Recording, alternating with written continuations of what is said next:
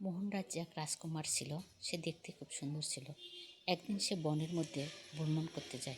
যেয়ে দেখে বনের মধ্যে অপূর্ব সুন্দর এক নারী জাদুবিদ্যায় শেখার জন্য ধ্যানের মগ্ন হয়ে আছে।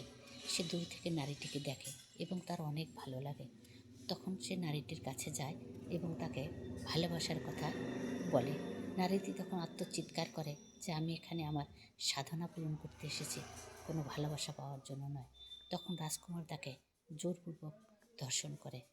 তখন এই নারীটি চিৎকার করে আর বলে, শোনো, তুমি আমার সতীত্ব নষ্ট করছো, আমার ধ্যান নষ্ট করছো, আমার সাধনা নষ্ট করছো। আমি তোমাকে অভিশাপ দিলাম, তুমি জীবনে যতদিন বেঁচে থাকবে যদি কোনো নারীকে ভোগ করো বা গ্রহণ করো, হয় সে মরবে নয়তো তুমি মরবে।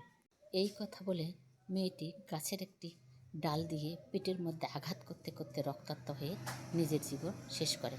রাজকুমার তখন বাড়ির মধ্যে চলে যায়। সে যেন একটি অস্বস্তিকর পরিস্থিতিতে পড়ে। তার বাবাকে বলে, বাবা আমাকে বিয়ে দাও, আমি বিয়ে করব। কথা মতন কাজ হয়। রাজকুমারের বিয়ে হয় এক রাজকুমারীর সঙ্গে।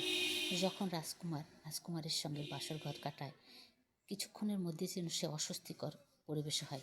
এই বুঝি মরণ হবে। তখন সে ভাবে ওই মেয়েটির কথা।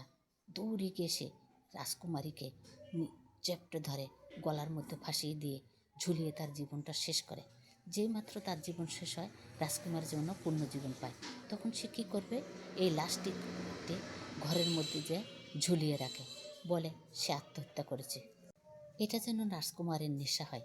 সে বুঝতে পারে সে জীবনে কোনো রমণীকে নিয়ে ঘর বাঁধতে পারবে না, সংসার করতে পারবে না।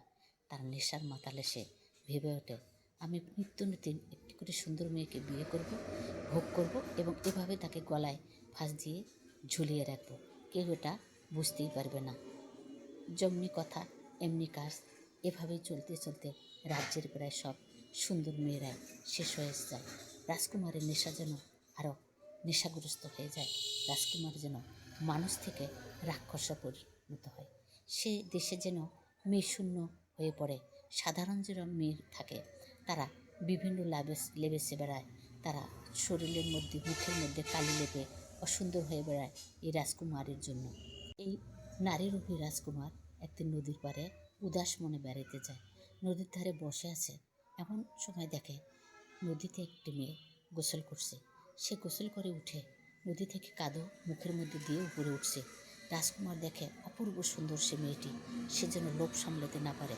বাড়িতে এসে রাজা, প্রজা, দাস দাসী সবাইকে হুকুম করে, ধরে নিয়ে এসো এই যুবতীকে, আমি তাকে গ্রহণ করব। কথা অনুপাতে কাশ রাজ্যের সবাই ভেঙে যায়। যুবতীকে ধরে নিয়ে আসে, রাজকুমারের সঙ্গে বিয়ে দেয়।